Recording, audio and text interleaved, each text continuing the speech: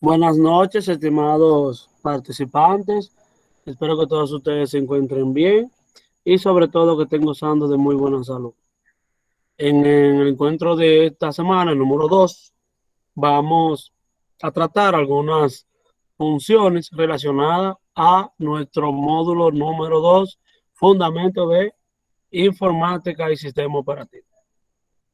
Como toda reunión, vamos a encomendarnos al Ser Supremo y uno de ustedes debe realizar la oración. ¿Cuál se motiva y quiere hacerla? Levantando la mano. Emily.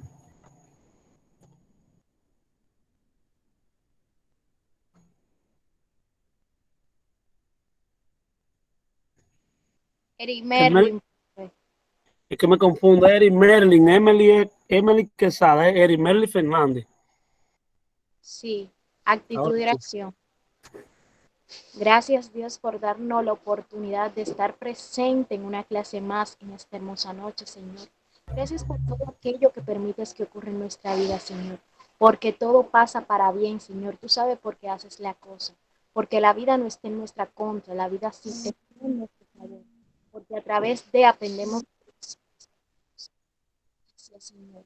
Cuida de aquellos que necesitan de ti, Señor. Cuida de aquellos que aún no han entrado a la reunión, Señor. Cuida de cada uno de nosotros, Señor.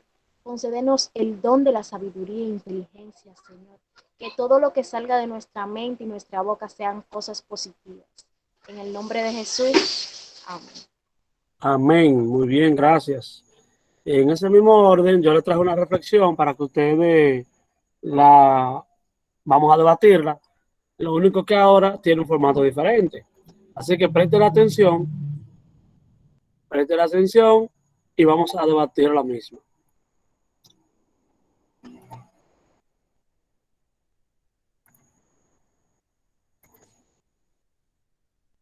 ¿Me dejan saber cuándo ya la pantalla se logra observar? Se está viendo, se Ya, puede ver. profe. Si déjame conectar el audio. Un segundito para conectar el audio.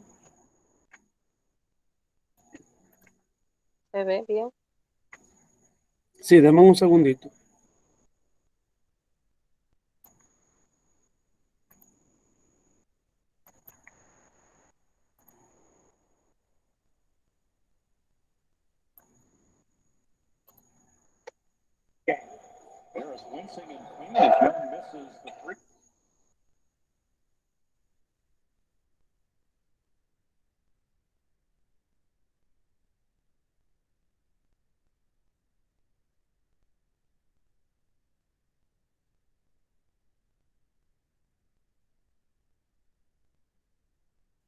¿Me dejan saber si lo pueden escuchar?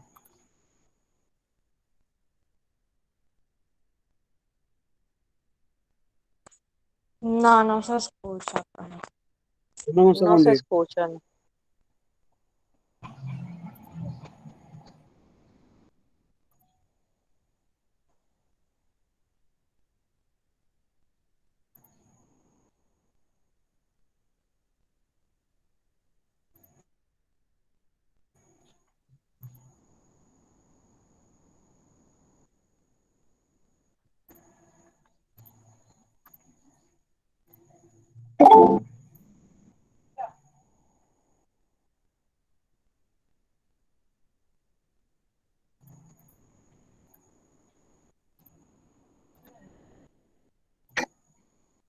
Experiencia de ser papá.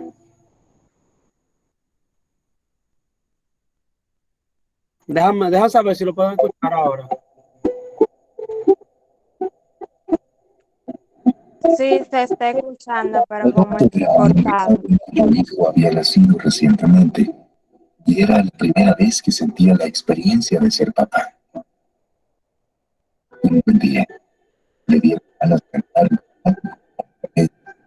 Estaba Profe, ¿no se dentro escucha del bien, no? campamento de verano, y lo veía hermoso.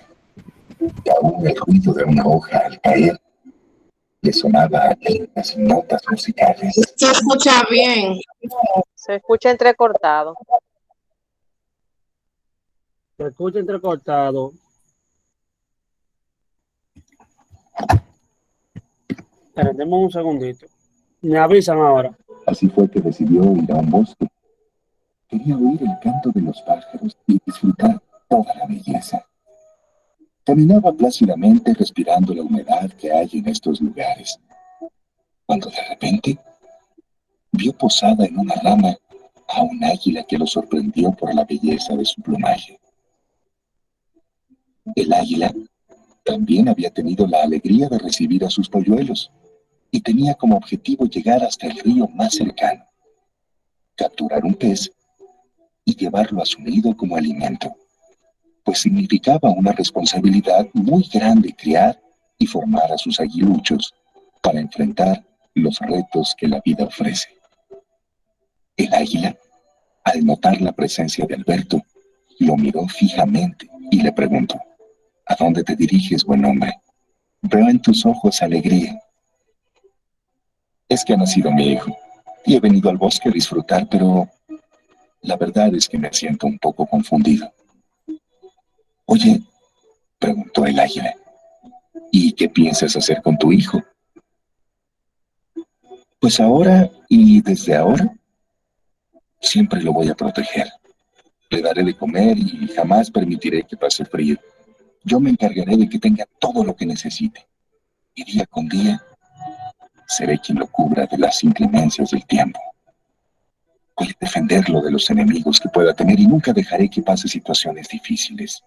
Es mi hijo, lo amo, y no permitiré que pase problemas o necesidades como las que yo pasé.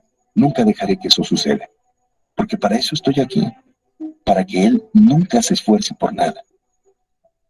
Y para finalizar, agregó: yo, como su padre, seré fuerte como un oso, y con la potencia de mis brazos lo rodearé, lo abrazaré, y nunca dejaré que nada ni nadie lo perturbe. El águila no salía de su asombro.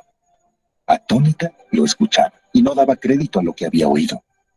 Entonces, respirando muy hondo y sacudiendo su enorme plumaje, lo miró fijamente y le dijo: escúchame bien, buen hombre. Cuando recibí el mandato de la naturaleza para empollar a mis hijos, también recibí el mandato de construir mi nido.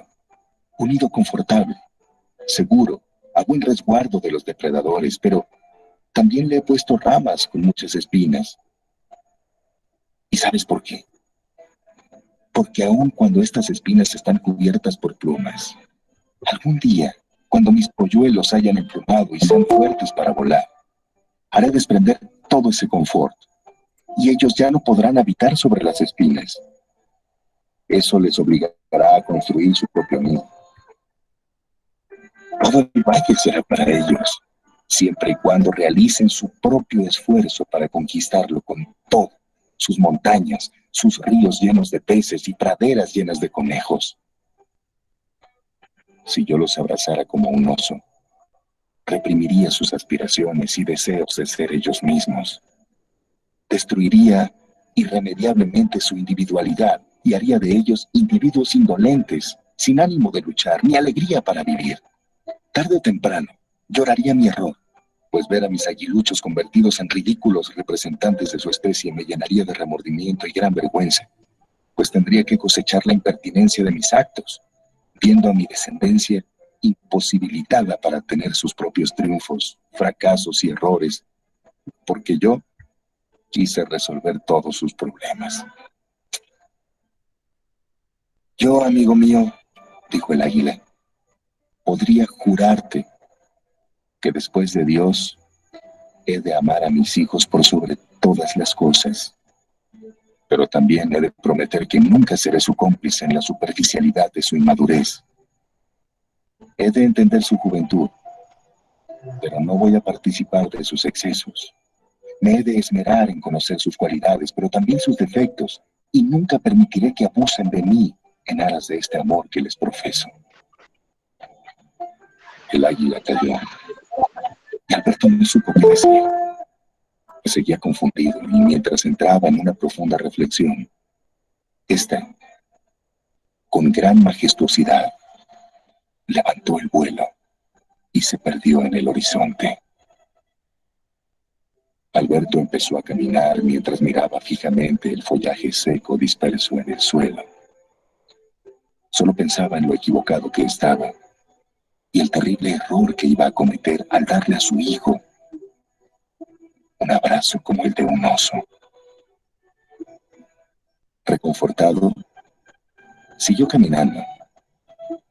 Solo pensaba en llegar a casa, con amor, abrazar a su pequeño bebé, pensando que abrazarlo solo sería por segundos, ya que el pequeño empezaba a tener la necesidad de su propia libertad para mover piernas y brazos, sin que ningún oso protector se lo impidiera.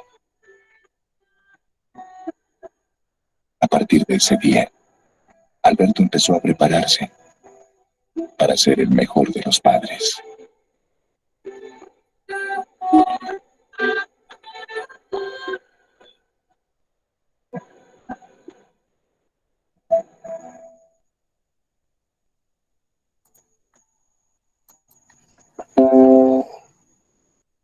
Bien, compañeros. Y lo poco que pudimos apreciar, Sauri, según, según yo, o sea, según de lo poco que yo vi en el video, lo que nos enseña esa reflexión es que, o sea, como que los padres nos eduquen de la mejor, o sea, también nosotros nos eduquen de la mejor forma indeterminable para poder seguir adelante. De la mejor forma, o sea, decirnos qué es lo malo y qué es lo bueno. No solamente que ellos nos apliquen eso a nosotros, sino también nosotros a nuestros hijos, que nos puede ayudar para eso. Para que en un cierto futuro uno pueda emprender su propio camino de la mejor forma posible, gracias a que los padres nos dieron esos consejos de cómo son las cosas y cosas así. Muy bien, muy bien. ¿Alguien más? Levantando la mano, ¿alguien más? Claro. Bueno, esta es una reflexión que nos lleva a nosotros los padres a saber educar nuestros hijos y darle todo hasta donde podamos nosotros dárselo, o sea, no sin maleducarlo y sin sobreprotegerlo, porque los hijos también hay que dejarlo que ellos tengan su vuelo y saberlo formar, dirigir por el buen camino, que uno sirva de ejemplo para ellos en el camino de su vida y formarlo como buenos profesionales y educarlo en las cosas buenas.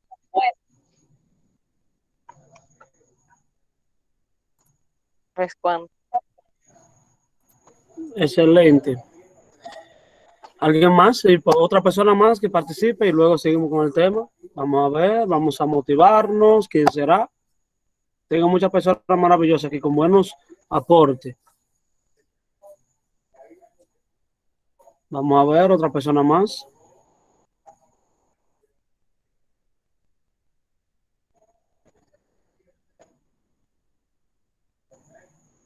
Bien, entonces en esa reflexión podemos apreciar que el amor del padre hacia el hijo, pero con una condición. ¿Cuál es la condición? Que no porque el padre sea sobreprotector, que proteja, quiera y trate de dar lo mejor a sus hijos, no significa que el hijo debe de acostillarse al padre. Él también deben de tomar su propio vuelo. ¿Por qué? Porque son dos personas totalmente diferentes. El padre lo que quiere con ese hijo es que el hijo sea autoindependiente, que pueda formar y pueda andar por su propio camino. Una reflexión bastante bonita, si gusta se la puedo compartir. Profe, disculpa, pero hay algunos que se pasan. Que se pasan. Cuéntanos tu punto de vista. Sí, quiero escuchar. Wandy, tu punto de vista, por favor. O sea, el Mira, profe quiere saber por qué tú lo- dices eso. claro, profe, ahora, mira, profe, esa es No te estamos escuchando. compañero. Bien, entonces, Profe, pero ¿a vamos cuál de los dos? ¿A Saudi o a mí? a usted, Wandy. A ti. Wandy, el escenario es tuyo, puede iniciar. Bueno, mi punto de vista, profe, yo estoy diciendo que mi punto de vista es que hay algunos padres que se pasan con sus hijos. Está bien, tú lo puedes cuidar, tú sabes, pero no como que lo apechas hacia ti, como quédate ahí, no, quédate ahí. Está bien, dale la sala, pero no te quedes, porque hay algunos padres que no dejan salir a sus hijos ni a sus hijas.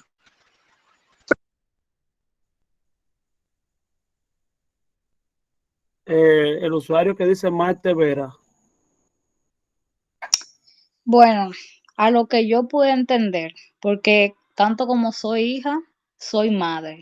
Claro está, mi bebé lo que tiene es 1 año, pero uno tiene que entender que, en cuanto a lo que dice mi compañera, no es que los padres se pasan, lo que pasa es que ellos no quieren el mal para uno. Ok, ellos tienen que darnos la oportunidad de nosotros cometer nuestros propios errores para nosotros aprender lo que es la vida.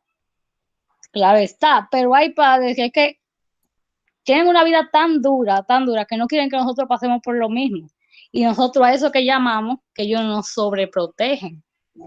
Porque mira, por ejemplo, la mamá de mi esposo, esa fue una mujer, ella tuvo 10 hijos, obviamente con diferentes hombres, pero fue una mujer que a pesar de tener su pareja, nunca dependió de ella y pasó por muchas. Ella sobreprotegía, pero la mayoría eran hombres, solamente tuvo 3 hembras. Y por así decirlo, porque mi propio esposo me dijo, "Ah, cónchale, mami no dejaba esto y aquello", pero es porque tanto que su mamá pasó, porque ella lo crió a los 10 con una fritura y se expuso a muchos peligros. ¿Usted me entiende? Entonces, los padres a veces lo que no quieren es que uno sufra lo mismo que ellos sufrieron, cosas que uno no entiende en el momento, pero ya después que uno crece, uno entiende y uno dice, cónchale, mami lo que quería evitarme esto y aquello. Pero es como yo le decía también a mi mamá, yo soy adulta, tengo derecho a cometer mis errores para de ello aprender, pero, ¿qué le digo? Es que yo hablo de mi parte, o sea, de mi punto de vista, ya como madre, y es fuerte tú dejar que tu hijo se choque contra la realidad y tú no decirle, muchacho, mira, no haga esto, pero diga aquello. Aunque ellos se enojen, es difícil uno no hacerlo. ¿Usted me entiende? Efectivamente. Sauri. Ah, profe, otra cosa. Que ya porque los padres, un ejemplo, no le permitan hacer lo que deseen los hijos, un ejemplo. Ya por eso los hijos no pueden desobedecerla, porque también es un mandamiento que dicen honra a tu padre y a tu madre. ¿Usted me entiende? Entonces, en ese punto, porque yo me di cuenta como que dijeron eso y lo dijeron como de una forma como que, o sea, lo que Wandy dijo hace poco, lo dijo como que se pasan, que esto y que lo otro. Y hay personas que así mismo lo desobedecen a los padres. Entonces eso no es justo por ese lado, porque como dijo Maite, la compañera mía, que, o sea, yo quiero lo mejor para uno. Que si ellos dicen no cruce por esa línea, porque ya ellos cruzaron y tuvieron esa experiencia y no quieren, y si en esa línea uno se cae y se rompe un pie o algo así, ya ellos le están dando ese consejo a nosotros los hijos para que no pase por eso. Muy bien, vamos con Eric Merlin y luego con Marte. Eric Merlin y luego Marte, y luego continuamos con el tema. Quiero aportar a lo que dice mi compañero Sauri. Es cierto, los padres quieren lo mejor para uno. En el momento de que pasan la cosa, nos prohíben la cosa, uno se enfada, se molesta y desea lo peor. Pero ¿qué pasa? Que durante el pase del tiempo, durante el transcurso del tiempo, cuando uno mira a su alrededor y en la vida es alguien, uno agradece. Uno se siente tan agradecido y, o sea, anteriormente se sintió enojado, se sintió indignado con los padres, pero después se siente agradecido por cómo fueron los padres, por la dedicación que brindaron y por todas las cosas que le prohibieron, porque es mi caso. Es mi caso, cuando yo era pequeña, yo quería salir con mis amigas, no me dejaban, pero hoy le agradezco a mi madre porque hoy en día soy alguien, hoy en día tengo un valor grandísimo. Todas las personas tenemos un valor, pero considero que, ¿cómo le digo? Considero que marco la diferencia en la sociedad. Y yo quiero que usted vea esas amistades mías con las que no me dejaban salir, cómo están ahora. Bien, seguimos con Maite y luego con el tema. Maite, el escenario es tuyo, así que puedes compartir. Sí, en cuanto a lo que estaba diciendo mi compañero Sauri, él, o sea, como yo digo, a mi entender, porque ya, como dice mi compañera, cuando uno es pequeño, o por lo menos pequeño para los padres, nos prohíben el salir y todo eso, ok. Pero es que tú no le puedes pedir madurez y entendimiento de algo que uno que no conoce a un adolescente, a un muchacho. Los padres sí saben de lo que hablan, porque es que ya ellos pasaron por ahí, pero uno se molesta porque es que uno no sabe, uno es ignorante sin querer en ese momento, porque es que uno no tiene la madurez suficiente para pensar, cónchale, si yo hago esto y esto, me puede pasar cualquier, un ejemplo, un accidente, por ejemplo, que me atraquen o que cualquier X situación que se presente en el momento. ¿Usted me entiende? Entonces, es lo que yo digo. Por lo menos, mire, a mi mamá no me dejaba salir ni al colmado más cercano después de las 8 de la noche. Y yo me molestaba, porque no le voy a decir que no, me molestaba. Pero, ¿qué le digo? Hoy en día que sí puedo salir, no me gusta salir de mi casa. Qué cosa de la vida. Cuando no podía, quería. Y ahora que puedo, como que no me inspira. Si salgo en familia y así. Y en realidad, ya después que uno está grande, ya después que uno está maduro, ya después que uno entiende la realidad de la vida, de lo que pasa, de lo que sucede a nuestro alrededor, es que uno entiende lo que sus padres le decían a uno cuando uno era pequeño. Muy bien, efectivamente, así mismo es. Ahora vamos a preguntar y ustedes van a responder qué hicimos en el encuentro anterior, de qué trató. Eri Merlin. Bueno, profesor, en la clase anterior se estuvo hablando sobre el sistema operativo. En pocas palabras, se dijo que el sistema operativo es el conjunto de programas que permite el funcionamiento del equipo de cómputo. También se habló sobre los dispositivos de entrada y salida. Se dijo que los dispositivos de entrada permiten la entrada de información, como son los mouse y el teclado, y los dispositivos de salida permiten la salida de información, como lo que es una bocina y un impresor. Se habló sobre los dispositivos de almacenamiento, que son aquellos que guardan información como el disco duro y una memoria USB. Se habló sobre los dispositivos básicos y complementarios. Dispositivos básicos y complementarios, que los dispositivos básicos son aquellos indispensables para el funcionamiento de la computadora, es decir, que no pueden faltar porque sin esto el equipo no funciona. Y los dispositivos complementarios son aquellos que no son necesarios para utilizar la computadora. Es decir, sin estos o con estos, la computadora funciona adecuadamente. Excelente, muy bien. Seguimos con Sauri. Vamos a crear el ambiente participativo. Los demás también quiero que opinen. Yo, yo no, yo en la otra clase me tuve que salir de la videollamada porque le había dicho que estaba en continuar a la universidad. Pero ya lo que iba a decir lo dijo por un lado el email y el conocimiento que tengo de eso. Bueno, lo que puedo aportar de mi parte es que un ejemplo, un sistema operativo es un software que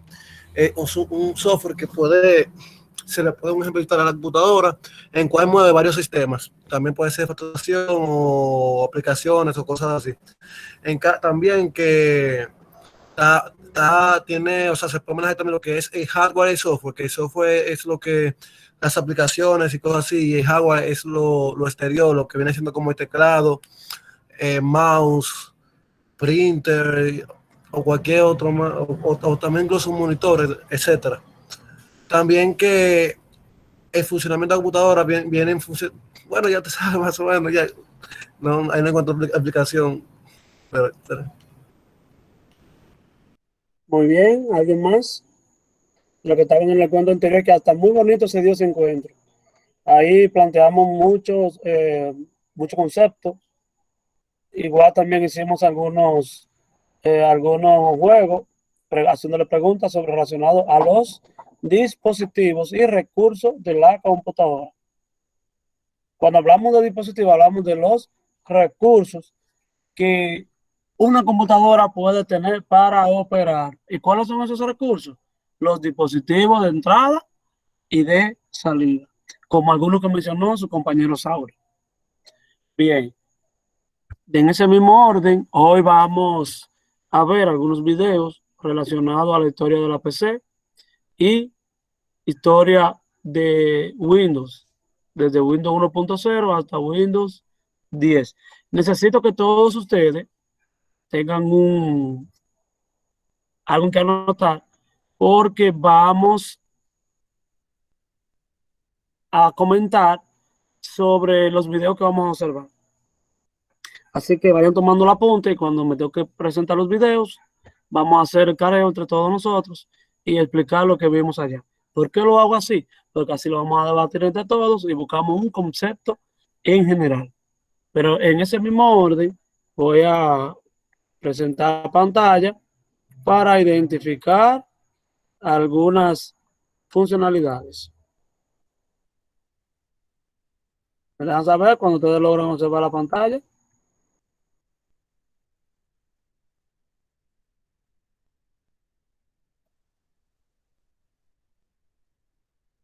Bien. En ese mismo orden, nosotros hablamos en la clase pasada qué es un sistema operativo. Y como dijo un compañero, un sistema operativo es que lo que hablamos nosotros la semana pasada, en la clase anterior, que es un programa que sirve de intermediario entre el usuario y la computadora. Y ese es responsable de que todos los elementos de la computadora funcionen correctamente. ¿Cuál es el objetivo principal del sistema operativo? Vamos a ver, una persona levantando la mano, que lo quiero que todos participen. ¿Cuál es el objetivo principal del sistema operativo? Sabe. El objetivo principal del sistema operativo. Hacerle ponerle más comodidad para lo que va a ser el trabajo o el segundo objetivo que el computador. Bien. ¿Alguien más puede identificar cuál es el objetivo principal del sistema operativo? Natalie. El objetivo principal es hacer posible que la computadora se utilice, o sea, que el hardware y el software, o sea, todo lo del computador se utilice de manera eficiente. Excelente. Es el único principal objetivo, que optimizar los recursos y crear una fluidez entre los componentes con los programas utilizados dentro del computador. Aparte de eso, también nuestro sistema operativo posee diferentes tipos de ventajas, diferentes tipos de funcionalidades que vamos a observar ahora. Entre ellas, tenemos vigilar, controlar, administrar y ejecutar. Vigilar, controlar, administrar y ejecutar. Ese punto, cuando lo hablamos en la clase pasada, dijimos que el sistema operativo vigila el funcionamiento en general. ¿Qué es lo que hace? Que los dispositivos que lo componen, mantener la operatividad entre el mismo. Lo que expliqué hace un momento, mantener que los dispositivos funcionen de manera correcta. Y se encarga de vigilar el funcionamiento. Cuando hablamos de controlar los dispositivos y gestionar los flujos que se produzcan entre estos, lo que controla que el flujo de información obtenida a través de los canales de envío como son los dispositivos de entrada y de salida. ¿Qué controla? Controla los dispositivos, gestiona el flujo de información. Todo eso lo realiza nuestro sistema operativo. ¿Qué otra cosa puede realizar nuestro sistema operativo? Que administra los recursos del ordenador. Administra los recursos del ordenador. ¿Haciendo qué? Haciendo que los procesos vayan más fluidos. ¿Haciendo qué? Que los dispositivos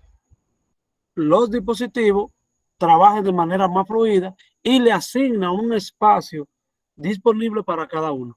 Por ejemplo, cuando ustedes conectan una USB, conectan un monitor, conectan un teclado y conectan una webcam.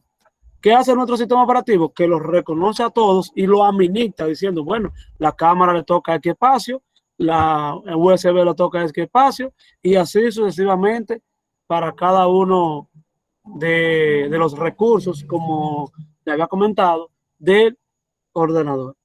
Cuando hablamos de recursos, ¿a qué nos referimos?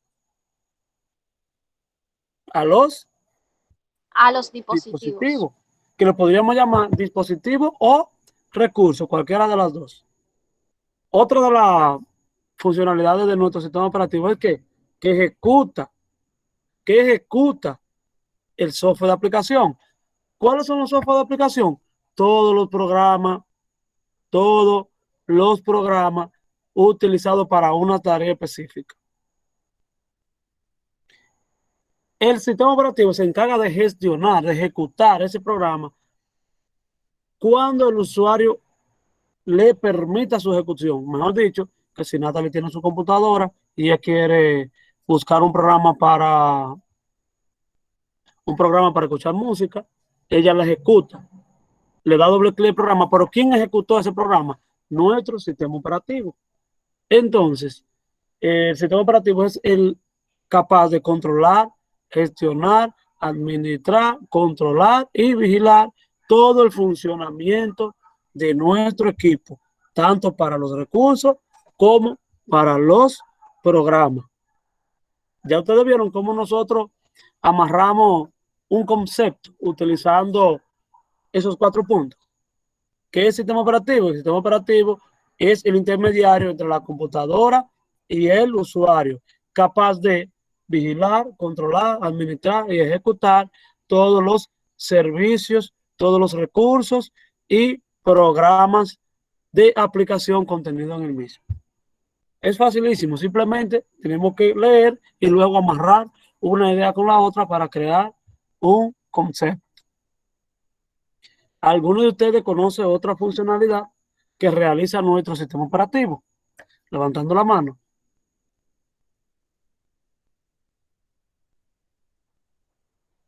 Vamos a ver. Ok, funcionalidad de lo que uno puede hacer, no da. O sea, uno puede realizar trabajo como sacar currículum con una impresora aparte. Esa es una. También, a ver, ¿qué más? Bueno, ahí, Sauri, déjame ayudarte. En ese caso, el programa de aplicación que tú utilizas, ya sea un procesador de texto, Microsoft Word o WordPerfect, Google Docs, cualquiera de ellos, es un programa de aplicación. Un programa de aplicación. Ok, usted se está refiriendo al del mismo sistema solamente. Exacto. Ahora, el sistema operativo lo que hace es que gestiona la unión y el flujo de información entre el software de aplicación que tú estás utilizando con el recurso que es la impresora. Entonces, ahí estamos redundando el mismo bloque. Gestiona, administra, ejecuta y controla.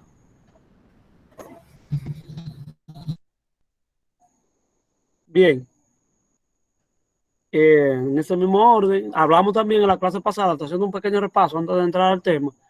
En la clase pasada hablamos de los diferentes tipos de sistemas operativos más utilizados. Entre ellos, Windows, Linux y Mac OS.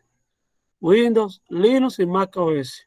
Cuando hablamos de Windows, dijimos que Windows es hijo de nuestro sistema operativo MS2. MS2, que fue uno de los primeros plataformas para crear sistemas operativos. Y una variante de ella fue Windows. Cuando hablamos de Mac OS y de sistemas operativos Linux, son variantes de nuestro sistema operativo madre llamado Unix. Por esta razón, mencionamos en la clase pasada cuáles eran los sistemas operativos pagos y cuáles eran los sistemas operativos comerciales y no comerciales. ¿Quién de ustedes me puede explicar a mí y a sus compañeros cuáles de los sistemas operativos se identifica cuando es comercial y no comercial? Sistema operativo comercial y no comercial. Una persona que no sea Sauri, por favor.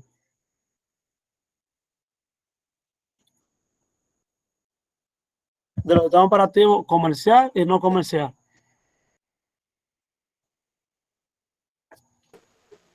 Profesor, miren, eso yo tengo un poquito de duda. Lo no comercial son los que no cobran dinero y lo comercial son los que sí cobran. Ya usted se dio la respuesta. Efectivamente, esa es. Los sistemas operativos comerciales son aquellos que no son gratis, que nosotros tenemos que pagar para poder obtener una licencia, como lo acabo de decir usted y Merlin. Y los sistemas operativos no comercial son aquellos que son gratis, que nosotros podemos obtener una licencia en cualquier sitio que esté alojado dentro del Internet. Ahora sí, Sauri, vamos a darle la oportunidad a Sauri. Ya lo dijo, profe, ya. Eso que iba a decir. Sí, pero Lo que, bueno, en el caso de lo que dijo la compañera mía, o sea, de eso, ¿cómo lo puedo decir? Como usted dijo, o sea, los tres primeros ahí, esos son los más comerciales. O sea, el de Windows, Mac OS y Linux. Porque ya dijo que eso fue la profe. Los sistemas operativos comerciales son Mac OS, Windows. sí, Linux, perdón. No, Linux es gratis. Linux es un sistema operativo no comercial. ¿Por qué? Porque usted puede tener cualquier variante de Linux en Internet y no necesita comprarle un activador, comprarle una licencia para usted poder utilizarlo. En el caso de Windows, usted puede descargar un sistema operativo Windows e instalarlo, pero Windows le entrega unos días de prueba hasta que usted Hasta que no compre la licencia. Compre su licencia. Hay muchos métodos que usted puede romper la licencia, no romper, engañar el sistema y activarlo de una forma temporal. ¿Qué tiempo te dura? Indefinido. Pero es una licencia temporal.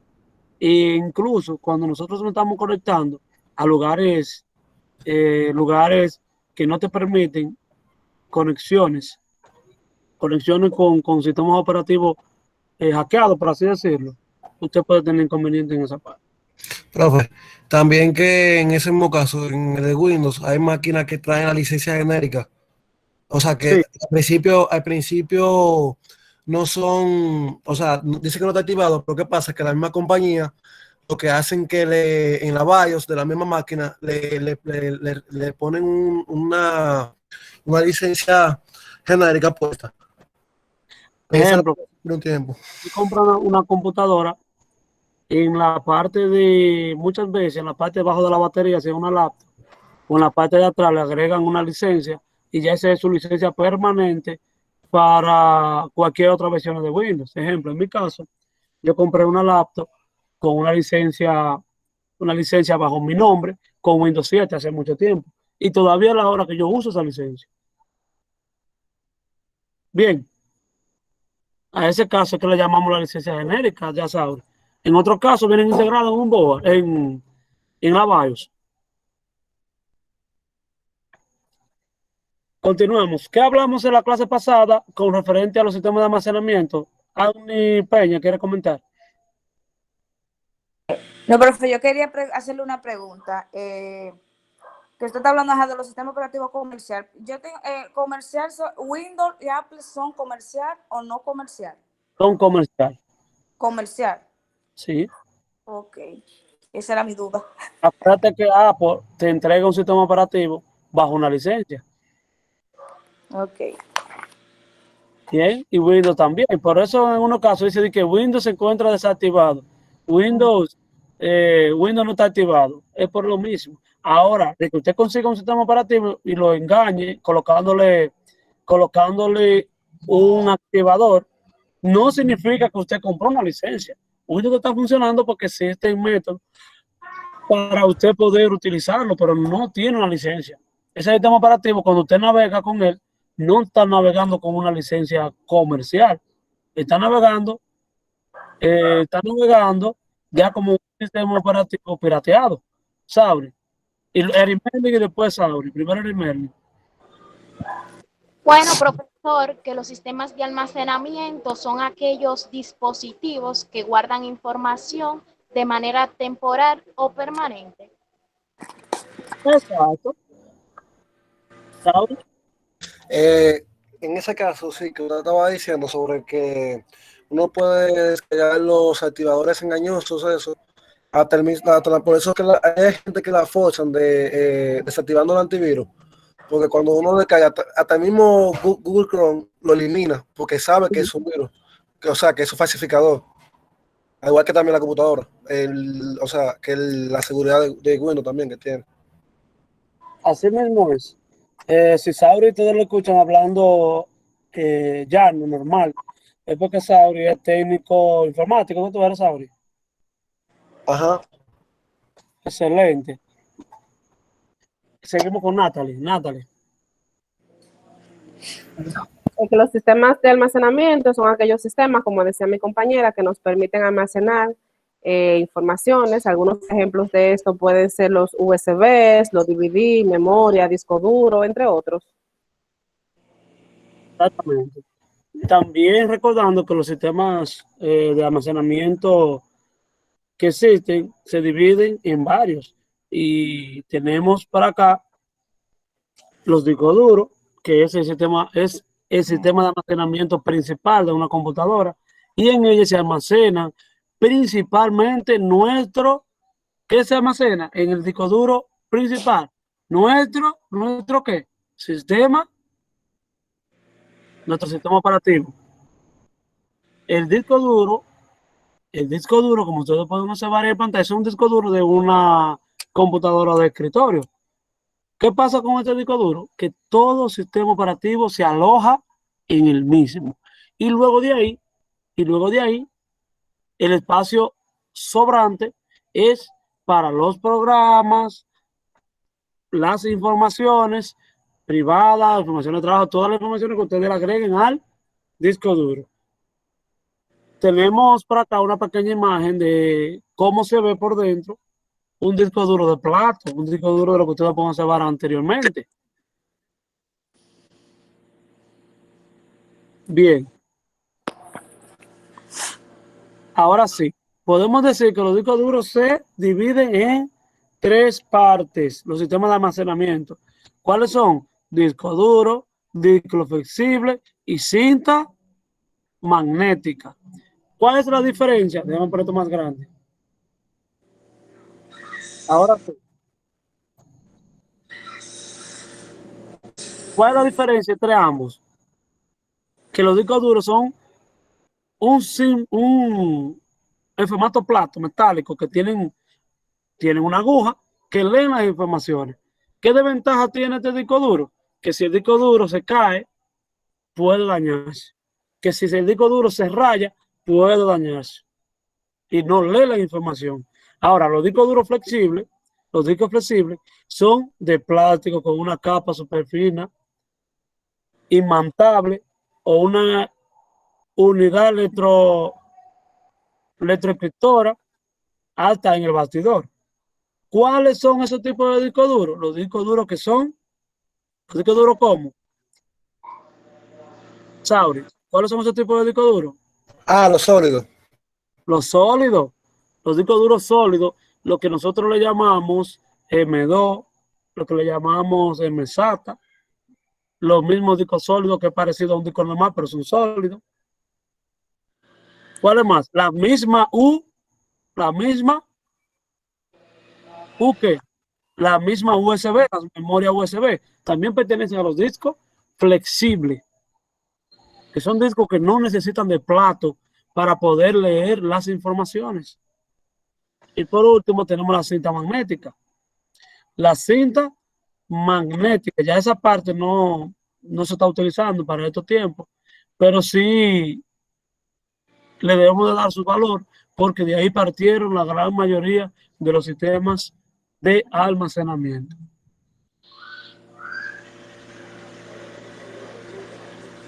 También por otro lado tenemos los sistemas de almacenamiento óptico. Los ópticos, y entre ellos están los CD-ROM, los CDR y los DVD. Cada uno tiene su particularidad y es el sistema de almacenamiento mucho más amplio. Ejemplo, los CD-ROM son los CD que se venden normalmente y que solamente pueden ocupar 700 megabytes. También un disco duro, un sistema de almacenamiento que aunque usted lo esté utilizando, ha quedado atrás. Ese sistema de almacenamiento, incluso las laptops modernas no vienen con ese sistema de almacenamiento. Por otro lado, tenemos el CDR, que es el CD, que es el CD que se puede grabar y reutilizar varias veces. El CDR. A diferencia del CD-ROM, que con una vez que usted lo grabó, ya ese CD se queda con ese sistema de información y no puede borrar.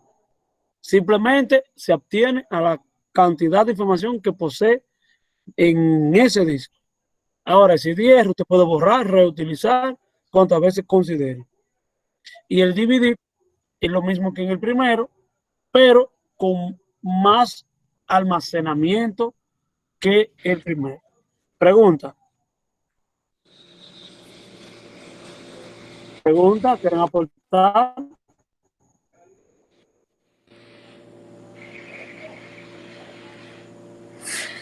A ver. ¿Quién quiere aportar? Sauri. Un ejemplo, yo quería poner una diferencia entre las tres sobre algo que, un ejemplo, cuando una gente, no significa, o sea, mayormente nosotros veíamos películas en DVD que la gente vende en la calle, ¿verdad? No significa Sí. que tiene que ser esas tres, no, mentira. En esa tiene que ser la de DVD porque ya esa es la que viene con más espacio. Porque yo creo que en una de CD-ROM de 700 megabytes no cabe una película que sobrepase esa cantidad de espacio. Entonces ya sería más recomendable ponerla en un DVD. Ya estoy haciendo un ejemplo.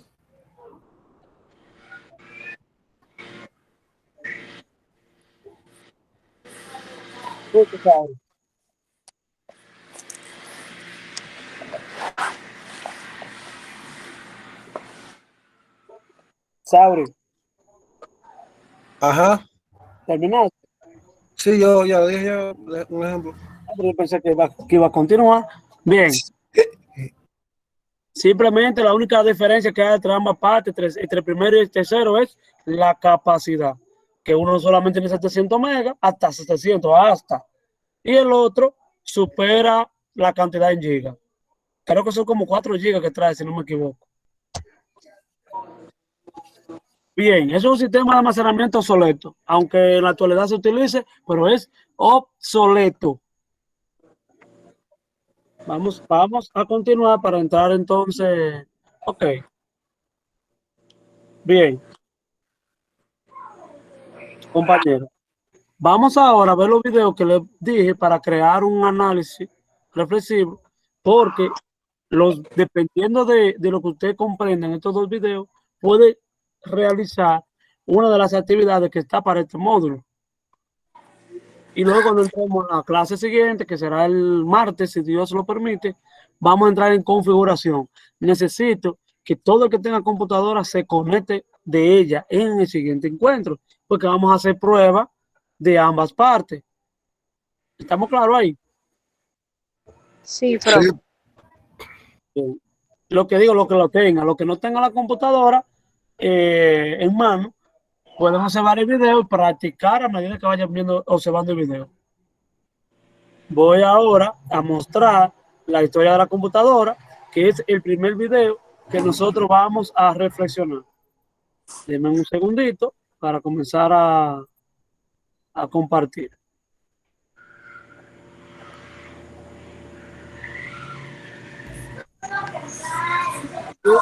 Apaguen los micrófonos para que puedan apreciar el audio.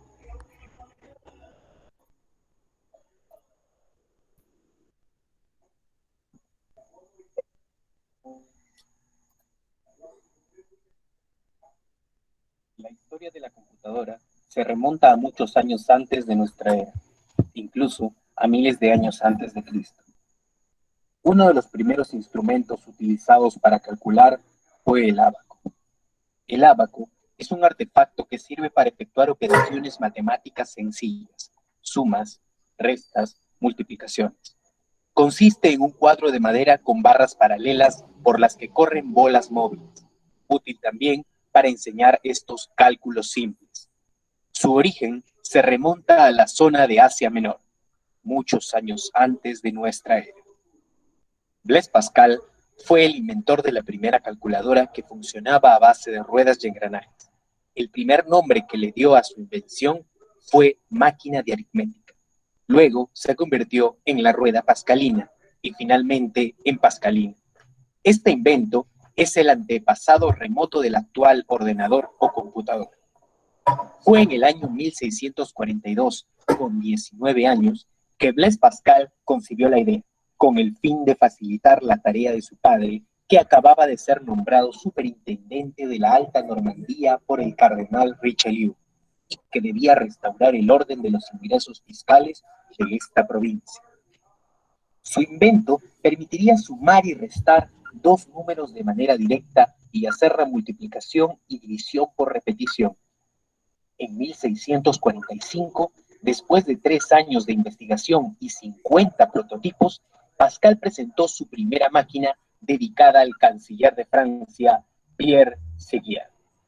Construyó una veintena de pascalinas en la década siguiente, mejorándolas con frecuencia. 9 de estas máquinas han sobrevivido hasta hoy en día. Un privilegio real promulgado por Luis XIV le dio la producción exclusiva de máquinas de calcular en Francia. En 1951, la que está considerada como la primera computadora, que se llamó Sally, fue ampliamente comercializada con el nombre de Univac 1 y comenzó a funcionar con éxito. En 1952, la computadora Univac se utilizó para realizar el recuento de votos en las elecciones presidenciales de Estados Unidos. El resultado victoria se conoció en 45 minutos, luego de que se cerraran las mesas en los colegios electorales. En 1952 entra en funcionamiento la primera de las llamadas IAS Machines, diseñadas por John von Neumann, y que incorporaban notables mejoras respecto a sus predecesoras. Y en 1962, Steven Russell creó el primer juego para computadoras, Space War, primera generación de computadoras, 1938-1958. En esta época, las computadoras funcionaban con válvulas, usaban tarjetas perforadas para entrar los datos y los programas, utilizaban cilindros magnéticos para almacenar información e instrucciones internas, y se utilizaban exclusivamente en el ámbito científico o militar. La programación implicaba la modificación directa de los cartuchos y eran sumamente grandes, utilizaban gran cantidad de electricidad y generaban gran cantidad de calor, y eran sumamente lentas. Debido a esto, la comunicación era breve. Segunda generación, 1955-1963. Las características de esta generación era que la mayoría de las computadoras utilizaban transistores para procesar la información. Los transistores eran más rápidos, pequeños y más confiables que los tubos al vacío. 200 transistores podían acomodarse en la misma cantidad de espacio que un tubo al vacío. Usaban pequeños anillos magnéticos para almacenar información e instrucciones. Producían gran cantidad de calor y también eran sumamente lentas. Se mejoraron los programas de computadoras que fueron desarrollados durante la primera generación. Se desarrollaron nuevos lenguajes de programación como COBOL y Fortran, los cuales eran comercialmente accesibles. Se usaban en aplicaciones de sistemas de reservaciones de líneas aéreas, control de tráfico aéreo y simulaciones de propósito general. La Marina de los Estados Unidos desarrolla el primer simulador de vuelo, computadora Whirlwind. Surgieron las minicomputadoras y los sistemas de terminales a distancia. Se comenzó a disminuir el tamaño de las computadoras. Aparecen muchas compañías y las computadoras eran bastante avanzadas para su época, como la serie 5000 de Burroughs y la Atlas de la Universidad de Manchester. Algunas computadoras se programaban con cinta perforada y otras por medio de cableado en un tablero. Tercera generación, 1964-1970. Comienza a utilizarse los circuitos integrados, lo cual permitió abaratar costos al tiempo que se aumentaba la capacidad de procesamiento y se reducía el tamaño de las máquinas. La tercera generación de computadoras emergió con el desarrollo de circuitos integrados, pastillas de silicio, en las que se colocan miles de componentes electrónicos en una integración en miniatura. El PDP-8 de la Digital Equipment Corporation fue el primer mini ordenador. Cuarta generación, 1971-1983. Fase caracterizada por la integración de los componentes electrónicos, lo que proporcionó la aparición del microprocesador, es decir, un único circuito integrado en el que se reúnen los elementos básicos de la máquina. Se colocan más circuitos dentro de un solo chip, LSI, Large Scale Integration Circuit, y VLSI, Very Large Scale Integration Circuit. Cada chip puede hacer diferentes tareas. Un chip sencillo actualmente contiene la unidad de control, la unidad aritmético-lógica. El tercer componente, la memoria primaria, es operado por otros chips. Se reemplaza la memoria de anillos magnéticos por la memoria de chips de silicio. Se desarrollan los microcomputadores, o sea, computadoras personales o PC. Además, se desarrollan las supercomputadoras. Una característica de esta generación es que se desarrollaron los circuitos integrados para procesar información. Se desarrollaron los chips para almacenar y procesar información, como antes ya se había mencionado. Se desarrollan los tipos de computadoras IBM 360 y DEG PDP-1. Otra vez, las computadoras se tornan mucho más pequeñas, más ligeras y más eficientes. Consumían menos electricidad, por lo tanto, generaban menos calor. Quinta generación, 1984-1989. Surge la PC tal cual como la conocemos en la actualidad. IBM presenta su primera computadora personal y revolucionaria en el sector informativo. En vista de la acelerada marcha de la microelectrónica, la sociedad industrial se ha dado la tarea de poner también a esa altura el desarrollo del software y los sistemas que manejan las computadoras. Sexta generación, 1989 hasta la fecha. Como supuestamente la sexta generación de computadoras está en marcha desde principios de los años 90, debemos por lo menos esbozar las características que deben tener las computadoras de esta generación. También se mencionan algunos de los avances tecnológicos de la década del siglo XX y lo que se espera lograr en el siglo XXI. Las computadoras de esta generación cuentan con arquitecturas combinadas, paralelo vertical, con cientos de microprocesadores vectoriales trabajando al mismo tiempo. Se han creado computadoras capaces de realizar más de 1.000.000 de millones de operaciones aritméticas de punto flotante por segundo, teraflops. Las redes de área mundial, Wide Area Network, WAN, seguirán creciendo desorbitantemente, utilizando medios de comunicación a través de fibras ópticas y satélites, con anchos de banda impresionantes. Muy bien.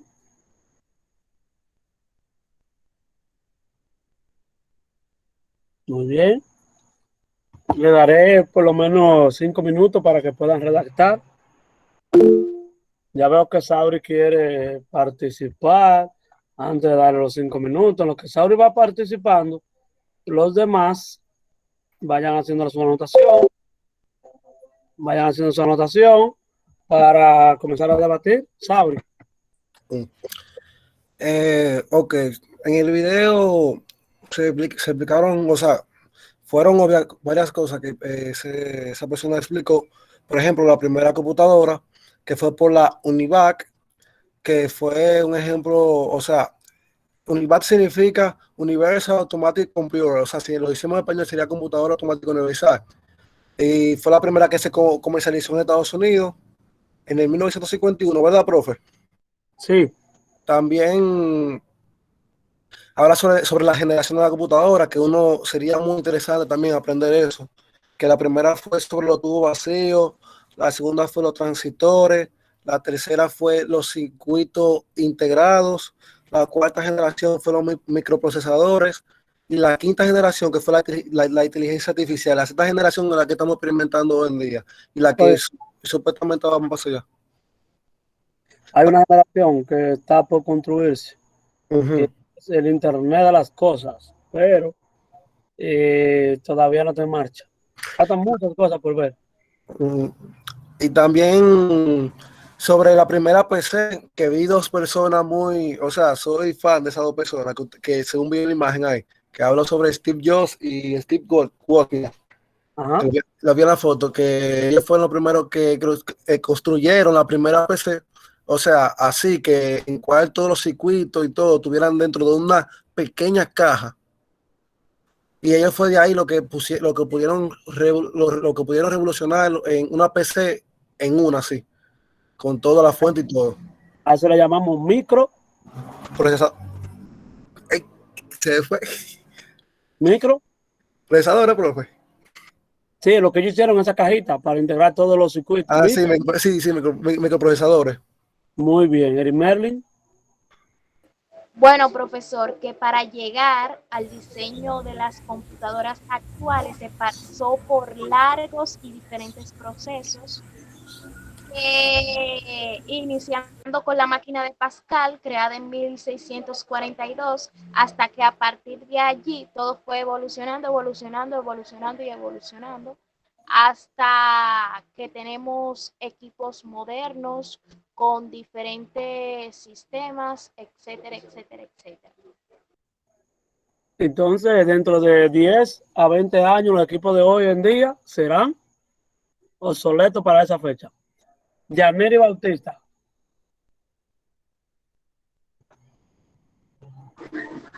Bueno, profe, también dice que la computadora se remonta en los años 4000, cuando se inventaron las primeras máquinas diseñadas para la aritmética y las primeras reglas de cálculo.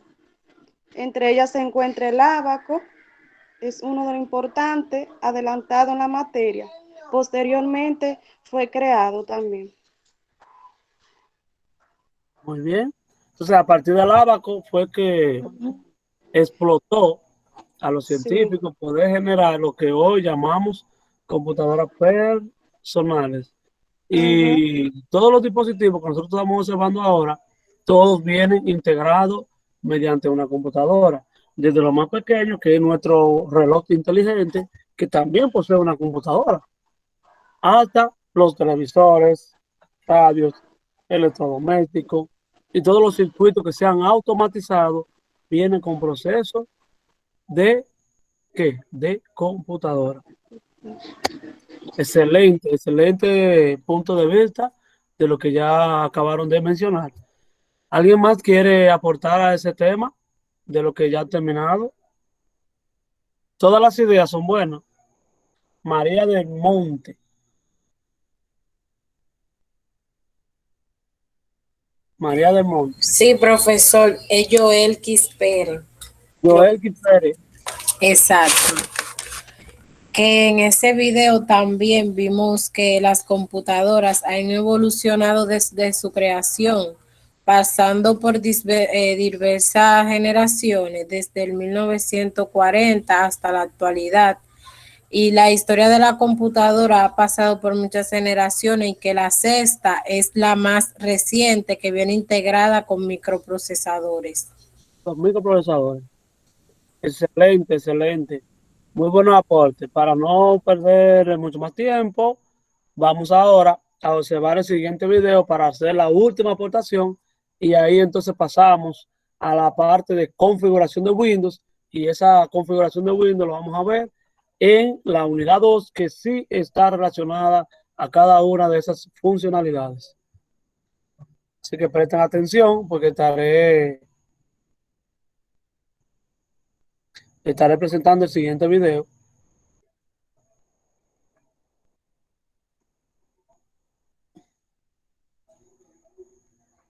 Un segundito.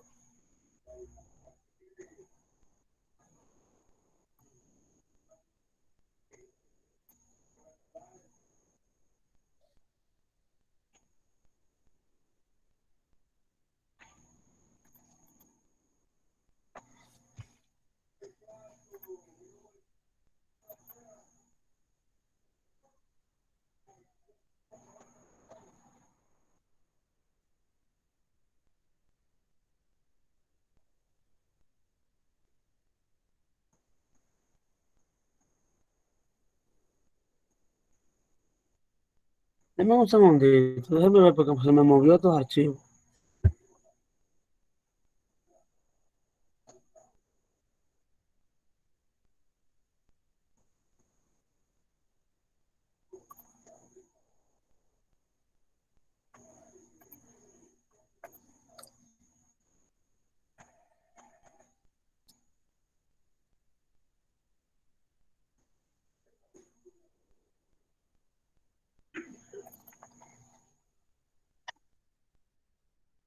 Bien, déjenme ahora poner el audio para que lo escuchen.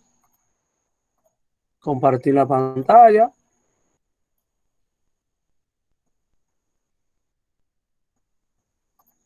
Así que vamos de una vez. La historia de Windows. Comencemos. ¿Qué es Windows? Windows es el nombre de la familia de sistemas operativos para PC, smartphone y servidores, desarrollados y vendidos por la compañía de tecnología Microsoft. Antes de comenzar con la historia de Windows, dejaremos bien en claro un término muy importante. ¿Qué es un sistema operativo? Un sistema operativo es el programa principal de un PC o smartphone. En este se pueden instalar otras aplicaciones, como por ejemplo editores de texto, reproductores de música, navegadores de internet o juegos. Además, es el intermediario entre el hombre y la máquina, gestionando control de pantallas, mouse, teclado, impresoras, parlantes, etc. Ahora, empecemos con la historia de Windows. En 1981, Microsoft comenzó a producir, junto con la empresa de hardware IBM, el sistema operativo MS-DOS para PCs de escritorio y PCs de la marca IBM. ¡Alto! Quizás hay un término que debo explicarte. ¿Qué es hardware? El término hardware se utiliza para identificar los componentes, piezas, partes de un PC o el PC por completo. Bueno, sigamos con la historia. MS-DOS solo funcionaba con comandos, es decir, que el usuario le entregaba instrucciones al computador mediante textos. Microsoft e IBM colaboraban con el fin de competir con la empresa de tecnología Apple, quien era la más popular en aquellos años, en lo que se refiere a computadores personales, mientras que IBM ocupaba la mayoría del mercado de computadores para oficinas.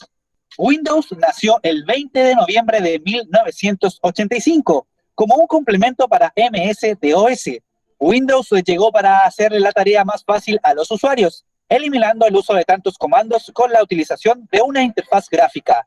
Pasamos de esto a esto.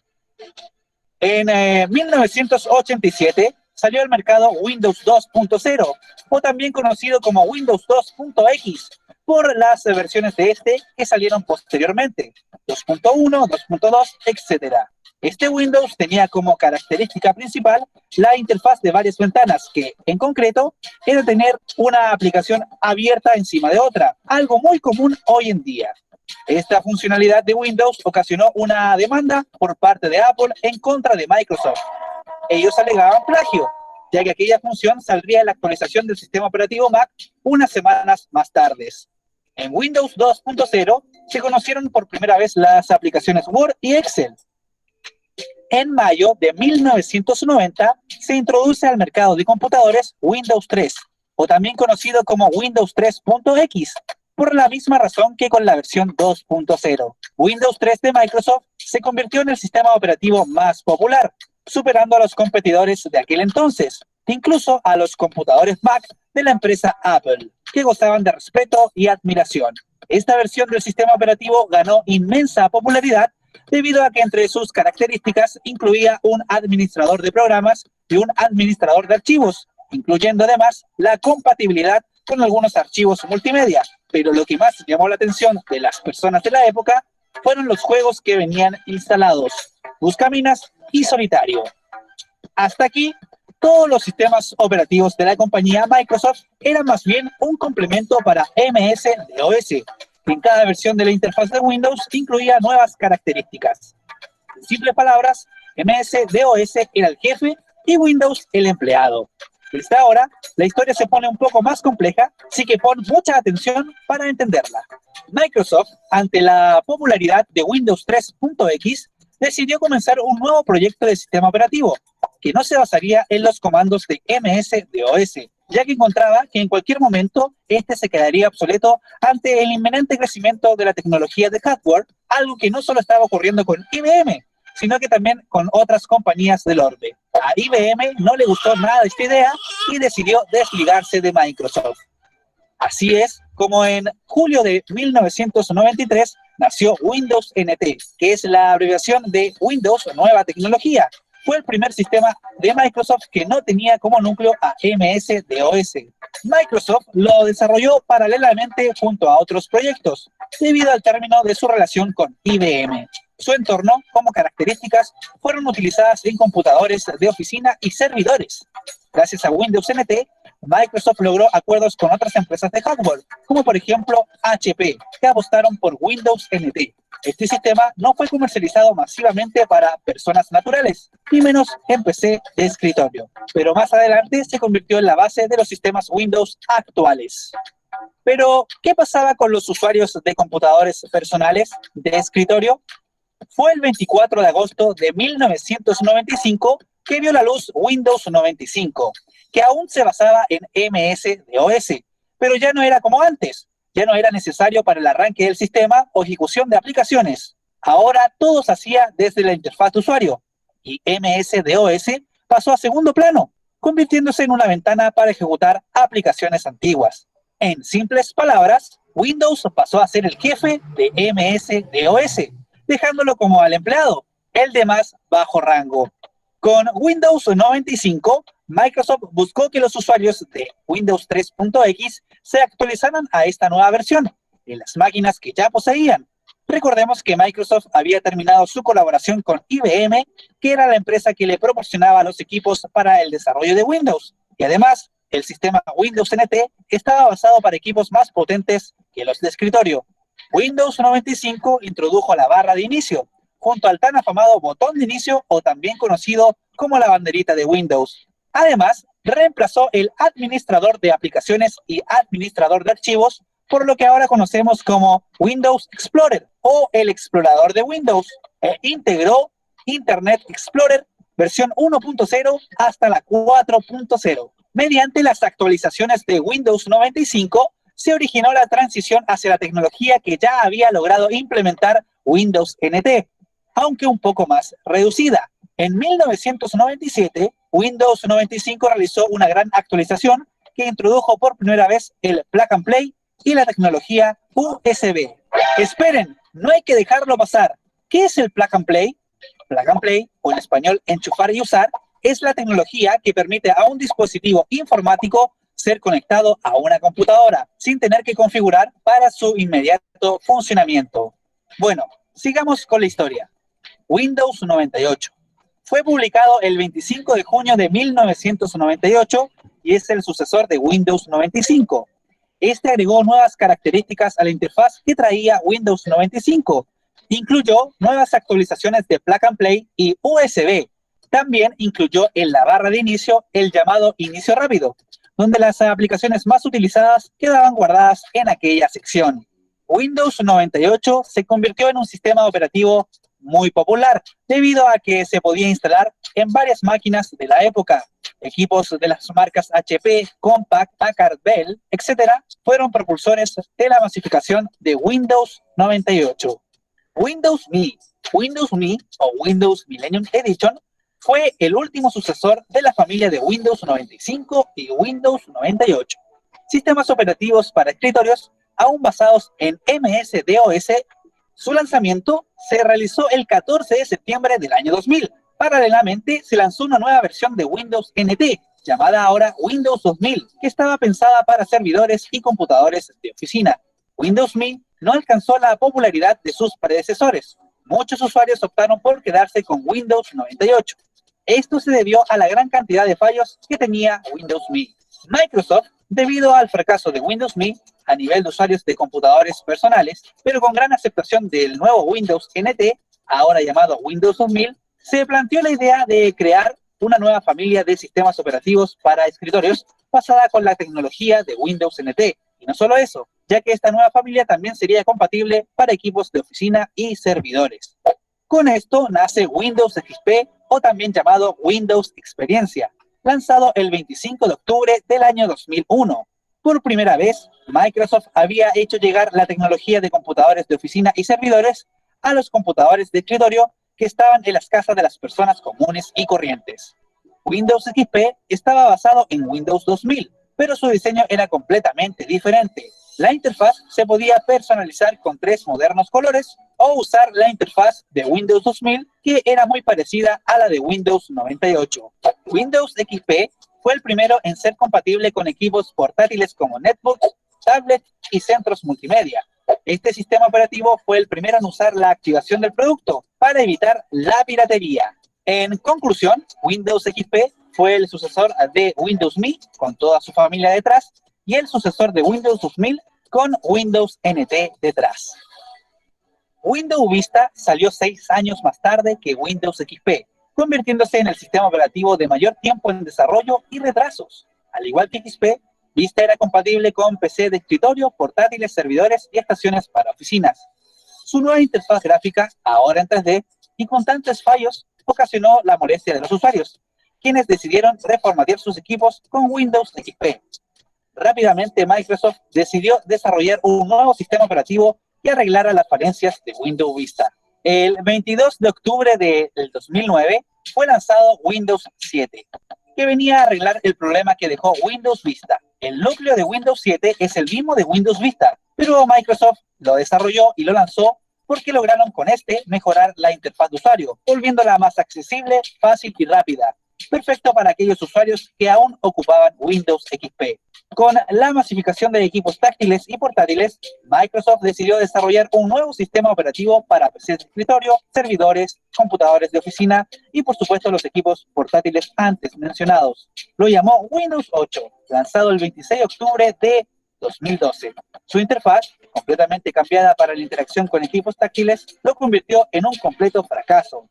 En esta versión del sistema operativo se eliminó el botón Inicio junto a su menú, causando el repudio de los usuarios, quienes optaron por reformatear sus equipos con Windows 7. Esta historia ya me parece algo repetida. ¿No pasó lo mismo con Windows Vista y Windows XP? En menos de un año, Microsoft sacó una actualización gratuita para Windows 8, llamada Windows 8.1, la cual traía de vuelta al botón Inicio y su menú, aunque bastante diferente a lo conocido hasta Windows 7.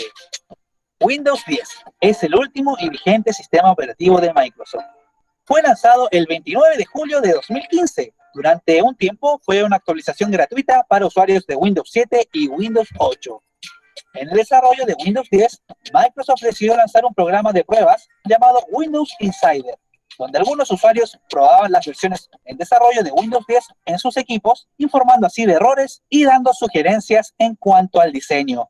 Actualmente es el sistema operativo más ocupado del mundo, ocupando casi el 70% de los PC en el planeta.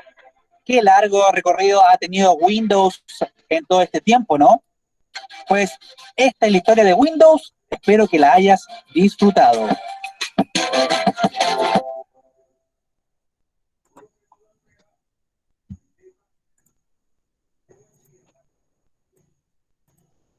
Bien, qué interesante estaba ese video de la historia de Windows. Desde Windows 1.0 hasta la última versión que tenemos actualmente, Windows 10.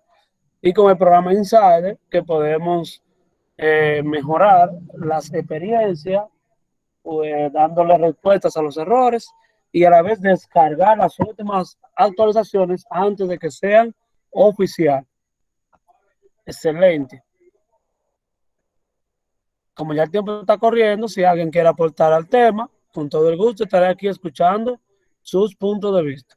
No tienen que detallarme completo la historia, sino un punto de lo que ustedes comprendieron, para hacerlo mucho más fácil. Un punto de lo que ustedes comprendieron. Sauri, luego Erimeli y después, wow, todavía no me he podido aprender el nombre de María del Monte. ¿Cómo es, María? Kimberly. Joelkis Pérez. Joelkis Pérez. O María Pérez, porque yo me llamo Joelkis María Pérez Vallenilla. Ok, yo dije que Kimberly ya. ¿Quién? Sauri, Erimeli y Joelkis. Sí, sobre la demanda que, o sea, yo quiero aclarar ese punto, que sobre que por qué Apple le puso una demanda a Microsoft. Y eso fue porque, o sea, Apple tenía un proyecto que se llamaba Lisa, se llamaba. Entonces, ¿qué pasa? Que ellos tenían una interfaz gráfica en cual supuestamente le van a hacer en 2 o 3 semanas, pero ¿qué pasa? Que Microsoft tiró una similar a esa, y la tiró antes de las 2 semanas Apple trae la de ella. Entonces ya no sé, porque yo no estuve en esa historia ahí, que si fue que le roban esa idea o qué fue.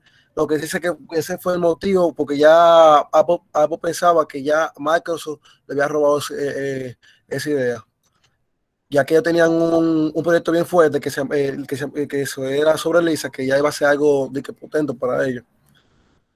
Y nada, o sea, ahí se habló claramente sobre las generaciones de la computadora, en cómo ha ido evolucionando, sobre los transcurso de los errores, principalmente cuando empezó con Windows Vista, que sacaron Windows 7, que yo creo que ese fue para mí, Windows 7 fue uno de los mejores sistemas operativos que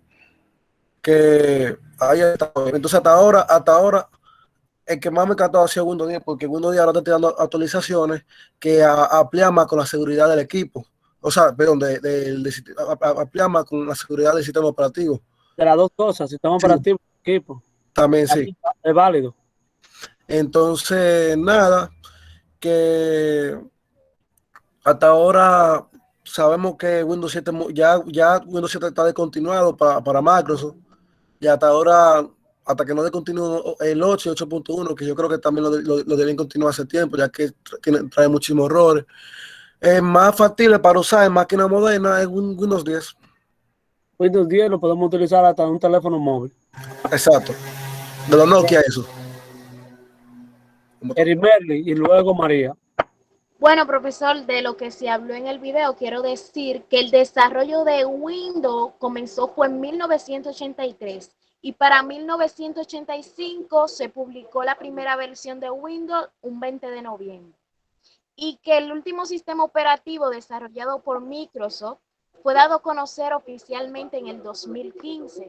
Tengo por conocimiento que el último modelo fue Windows 10. Efectivamente, Windows 10. Windows 10, el primer sistema operativo, mejor dicho, la primera versión de Windows 10 fue lanzada en el 2015. A medida de las pruebas y error con el Windows, Microsoft no es tonto, creó un programa llamado Insider, que el programa de Insider, ¿qué es lo que hace? Que le da la experiencia al usuario de poder reportar los errores obtenidos y Windows lanzar mejoras, actualizaciones. No cambiamos el sistema operativo, seguimos con la misma plataforma de sistema operativo. Lo único que tenemos versiones con mejora, al igual que los teléfonos móviles con sus sistemas operativos Android y iOS, que son los más utilizados. Cada vez que sale una mejora, de que una actualización de software por seguridad, una actualización de software porque cambió de versión. ¿Qué ustedes creen que está haciendo los sistemas operativos? ¿Qué es lo que está haciendo? Mejorando que los errores. En realidad, yo soy usuario insider y a mí me llegan las actualizaciones primero que al público común. Y eso es lo que busca Microsoft, que esos usuarios insider puedan buscar una experiencia nueva y verificar, utilizar y luego reportar los errores obtenidos en las nuevas versiones para ello mejorar. Para darle respuesta a Sauri, en el caso de Microsoft y de Apple, Apple y Microsoft eran aliados en sus inicios. Según la historia, no te puedo decir que es cierto, tampoco quiero afirmarlo, pero según lo que se escucha por ahí, que se puede leer en internet, es que como que Microsoft plagió el sistema operativo basado en experiencia de usuario. El sistema operativo basado en objetos, que ustedes observaron en el principio, que tenía un escritorio, todo era en base a escritorio. Ese proyecto lo iba a lanzar Apple y luego Microsoft se le adelantó dándole todo el crédito a Microsoft. La pregunta del millón, de que si usted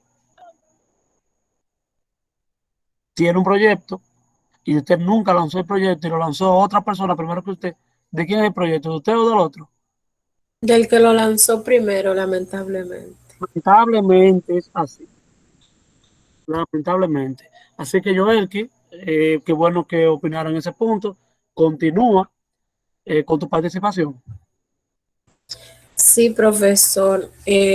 Destacando todo lo que han dicho mi compañero, esta historia de Windows es una historia ya que viene con diversos procesos de generación en generación y no tanto de generación en generación, sino un proceso de mejoramiento en donde los usuarios que utilizaban este sistema operativo daban más o menos lo que era su punto de vista y con ellos acogían las posibilidades que estaban a su alcance para complacer, como quien dice, al público, darle mejoramiento en lo que se estaba fallando, y por eso es que han surgido en distintas fechas tantas generaciones o tantas remodelaciones, como se le podría decir. Entonces podemos decir que en la última generación de evolución se considera que el Windows 2 del 2002 y la mayoría de los archivos de programa se mantienen su compatibilidad en una versión del Windows XP que salió en 2001, y que estos son un sistema de operativos que a través de su invento, de su evolución, han sido de mucha satisfacción para el público y todo lo que lo utilizan. Muy bien. Si alguien más quiere aportar al tema. El tema es un poquito complicado, pero a la vez es bonito. Vamos a ver. Señores, ya nosotros tenemos el tiempo agotado. Sé que si es por mí, duramos hasta mañana aquí explicando el tema. Yo no tengo inconveniente, pero hay que terminar. Sabre. Una cosa que quería decir antes, y me excusan, es algo fuera, no está fuera de contexto, ya que tiene que ver con el tema. Sobre como ustedes vieron que en el video que estaba explicando la persona le decía PC, porque es PC que se le dice. O sea, hay varias personas que le dicen CPU a lo que es, como quien dice, la caja, y es PC, porque el CPU viene siendo la unidad de proceso central, la unidad donde se pone el procesador. adentro. Entonces, cuando tú le dices a una gente, dame un ejemplo, dame un CPU, tú le estás diciendo directamente como que, o sea, no te está diciendo nada, como que te den lo que está en la tarjeta madre. O sea, así que quiero corregir esa parte, ya que por un lado se ve muy feo cuando una gente dice, o sea, de mi parte, a mí me lo corrigieron eso también, y me lo corrigieron hace unos cuantos años, en cual yo me daba cuenta, pero en realidad yo viéndolo a otra persona, se ve muy feo la gente decir CPU a una PC así. Me gustaría como que también ese conocimiento ustedes lo compartan con más personas que también trabajen en centros de computador y cosas así. Porque en esos mismos centros también ellos se confunden diciendo eso. Excelente, muy buen aporte, Sabri. En realidad PC, que significa Personal Computer, computadora personal, y el CPU nosotros lo llamamos es al procesador, a la unidad central de procesamiento, a esa parte que le llamamos CPU, como dice su compañero. Pero en buen dominicano, nosotros le decimos CPU al cajón grande, que es la computadora en sí. Nada, Sabri, gracias por ese aporte. Así que los demás doten también ese concepto de llamarle PC a las computadoras y no CPU. Bien, compañeros, ¿qué les pareció a ustedes el encuentro de hoy? Vamos a ver, ¿qué les pareció? ¿Qué aprendimos? Joelki. El encuentro de hoy me pareció muy interesante, muy enriquecedor para nuestros conocimientos, ya que muchos quizás de los que estamos aquí no conocíamos profundamente la historia. Utilizábamos, sí, utilizábamos la computadora y todo, pero no sabíamos su historia, su origen, de dónde surgía. Y aquí en el día de hoy hemos aprendido muchas cosas nuevas que nos servirán para el diario vivir y para un futuro. Muy bien. Excelente. ¿Alguien más? ¿Otra persona más para finalizar?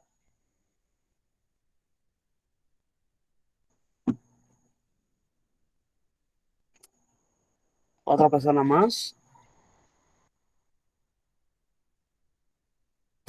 Bueno, compañero, si es así, no me queda de otra que decirle que tengan una feliz noche, un buen fin de semana.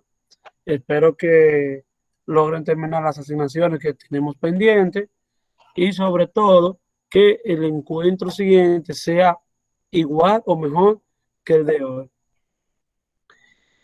Mary Merlin. Profesor, una pregunta. ¿Ya usted corrigió la tarea anterior? Sí. Porque yo revisé la plataforma hoy y yo no vi que usted me calificó. ¿A qué hora usted revisó? Como en eso de las 2, por ahí, o las 12. De 12 a 2. De 12 a 2. Sí. Yo terminé de calificar hoy en eso de las 3 de la tarde. Ah, ok, pues déjeme verificar, a ver. Muy bien. El módulo 2 no. El módulo 1 completo fue que yo terminé. Ah, El 2 lo voy a dejar para cuando ustedes pasen esta semana. Yo comienzo a Sí, correr. sí. Sí, el profe ya corrigió, ya el profe evaluó ya la de la unidad 2 del módulo 1, que esa era la que faltaba. profesor, me refiero es a la última tarea del módulo 1. Sí, él evaluó ya. Yo la realicé. Ok, porque no me llegó calificación. Ahora mismo voy a revisar, a verificar, a ver. Listo, luego me dejas saber. Ok. Bien, excelente. Entonces, compañeros, buenas noches y nos veremos si Dios lo permite.